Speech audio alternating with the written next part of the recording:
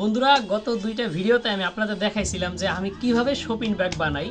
তো ওই ভিডিওতে শুধু দেখাইছিলাম আমরা এই সাইডে যে ধাপা লাগাই, এই যে এই পাশটা শুধু লাগানো দেখাইছিলাম, এই পিছনের সাইড পেন্দি আমরা লাগানো দেখাই নাই। এই ভিডিওতে আপনাদের দেখাইতেছে যে কীভাবে আমরা পেন্দি লাগাই।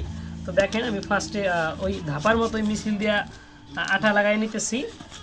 এই যে আমার মিছিল দেওয়া শেষ। খুব সুন্দর করে মিছিল দিতে হয়, যদি ভালো করে মিছিল না দেই তাহলে ঠিকভাবে আঠা লাগবে না। এবং অনেকে বলে কমেন্টে, আমি দেখি যে ভাই আঠা সুইটা যায়, তো ঠিকভাবে অনেকে আছে মিছিল দেয় না এবং ভালো করে এইভাবে ঘষা ঘষা আঠা লাগানো লাগে। তারপর আবার আঙ্গুল দিয়েও এইভাবে সুন্দর করে আঠা মাইরা দিতে হয়, যদি না হয় তাহলে মাল খোলা হওয়ার সম্ভাবনা থাকে। তো দেখেন আমি সুন্দর করে আঠা লাগাই নিলাম। তো এখন দেখেন আমি কিভাবে লাগাই। এই যে একটা একটা করে পিছনে লাগাবো, এটা কিন্তু ফাঁকা। এখন এই সাইড লাগাইলে কমপ্লিট ব্যাগ হয়ে যাবে। তো দেখেন আমরা কিভাবে লাগাই। অনেকে দেখে অবাক হয়ে যায়, কারণ এত স্পিডে কাজ করা তো কখনো দেখে নাই। এগুলি মনে হয় মানুষ অনেকে ভাবে যে এগুলি মেশিন দিয়ে করে, কিন্তু না, এগুলি আমরা হাতেই কাজ করি এবং খুব স্পিডে।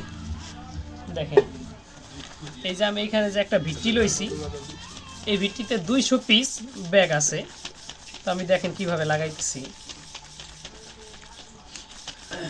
যখন রেগুলার কাজ করি তখন হাত আরও স্পিড হয়ে যায়, তখন আরও স্পিডে লাগাইতে পারি।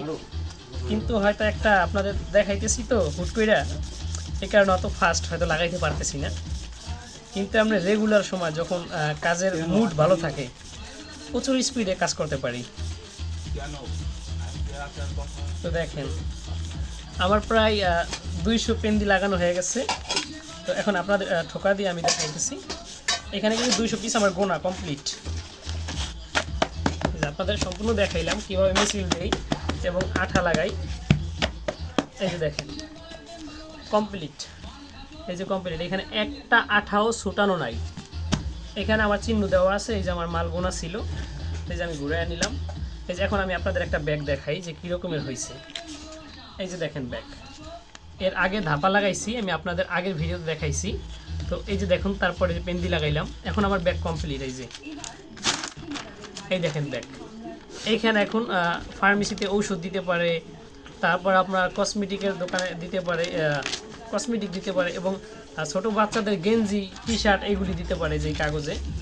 খুব সুন্দর মানে এই ব্যাগগুলি। এই দেখেন, আপনারা মনে করতে পারেন যে এতটুকু আঠা দেই মানে এটা কি স্ট্রং হয় কি না।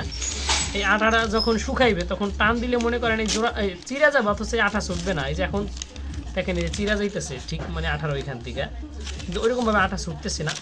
যখন এটা একটু ভালোভাবে শুকাইবে তখন এটা এই জোড়ার থেকে ছুটবে না, অন্তত অন্য জায়গা থেকে চিরা যাবে।